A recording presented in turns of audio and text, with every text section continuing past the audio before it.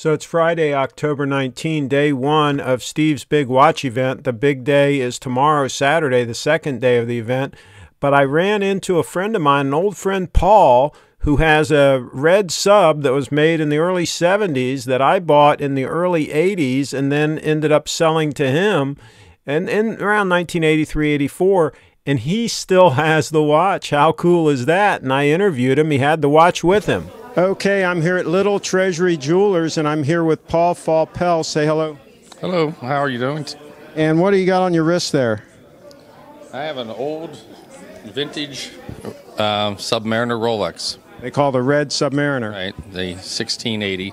Okay, and you have the original bracelet, but you put another bracelet on? I did. It was due to some wear on that. I wanted to continue to keep it as wear-free as possible. Yeah.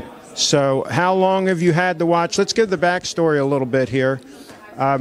You and I have had several watches where I've ended up with a watch and then somehow you've ended up with it. Right. You go through them more than I do. I end up keeping them after you've given them to me or sold them to me at a reasonably good price. So you have a strong hand. You hold. So let's go back in time.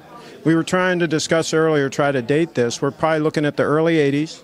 Yeah, it'd be early 80s, so we're talking, some good 30-some years ago. Yeah. We're both getting older. Yeah, we sure are, but and the first watch that I remember you purchasing was a old, as it appeared to be, old bubbleback Rolex stainless, and then I acquired that from you several years later after you got tired of it and moved on to, I guess, the Submariner at that point in time.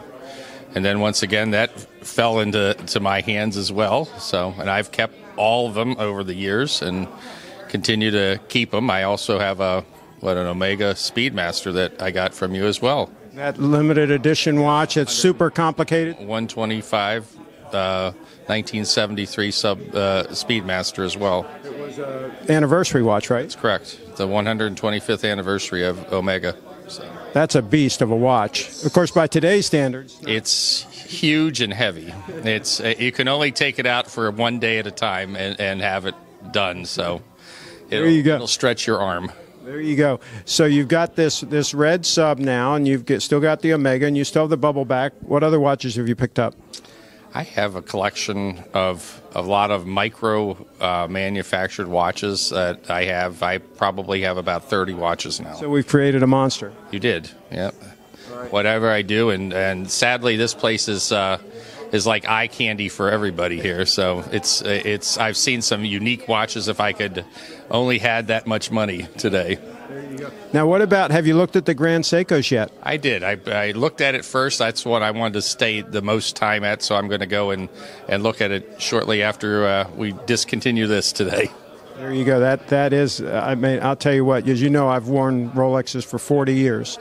And I just got the first Grand Seiko 5 months ago, the diver, the titanium diver, which I don't have on today. I have the Snowflake on today. But I'll tell you what, they are just amazing watches.